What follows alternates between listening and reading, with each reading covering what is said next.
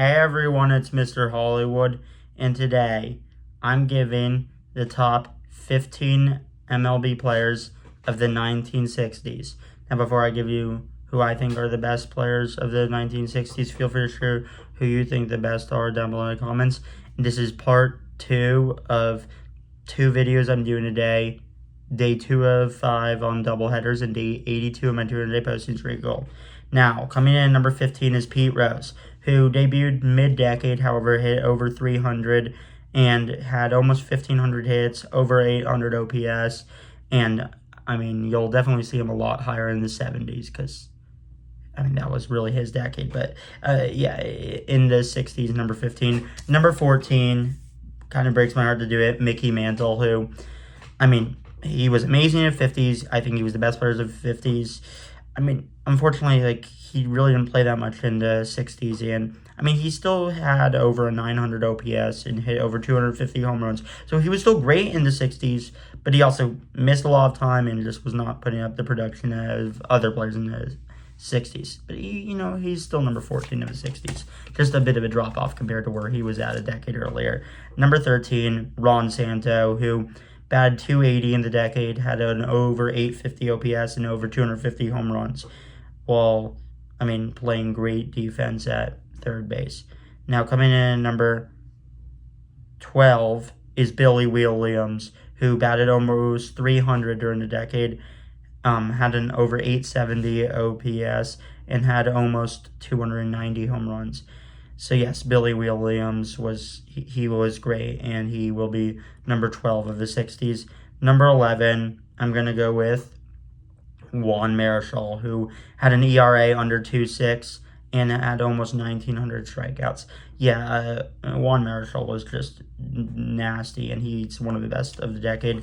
Number 10, Dick Allen, vastly underrated player who, I mean, only played for about half the decade, but had almost 300 average. It was 298, over 925 OPS, and also over 200 home runs. Yeah, Dick Allen was pretty amazing during the decade.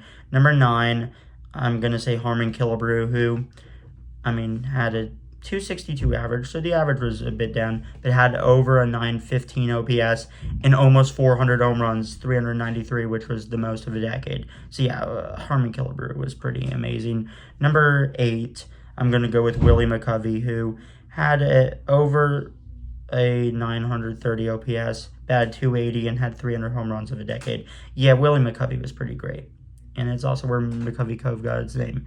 7, I'm going to go with Roberto Clemente, who batted 328 during the decade, had an over 870 OPS, and had 167 home runs. Yeah, Roberto Clemente was pretty amazing. Number 6, I'm going to go with Bob Gibson, who had a 270 ERA and over 2,000 strikeouts during the decade, and had the amazing 1968 season. Yeah, Bob Gibson was really one of a kind during the decade.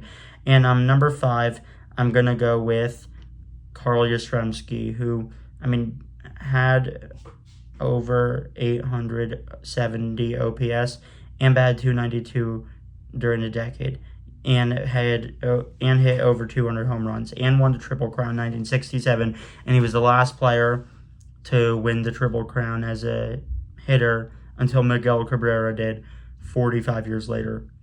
Yeah, I mean, Carl Yastrzemski was just pretty amazing. Now, coming in at number 4, I'm going to say Sandy Koufax, whose decade was cut short, but he was actually pretty insane during the decade. He had a 2.19 ERA and almost 1,200 strikeouts. Even though he only played for half a decade, I mean, stuff was pretty monumental. This was the greatest prime we've ever seen from a pitcher up to that point, and so I'm going to argue we've never seen a greater prime from a pitcher. I think Pedro Martinez had the greatest prime from a pitcher, but Koufax, I mean, he still had an amazing prime from a pitcher. And yeah, Koufax will be number 4 of the 60s. Number 3, Frank Robinson, over 300 average, over 950 OPS, and hit 316 home runs.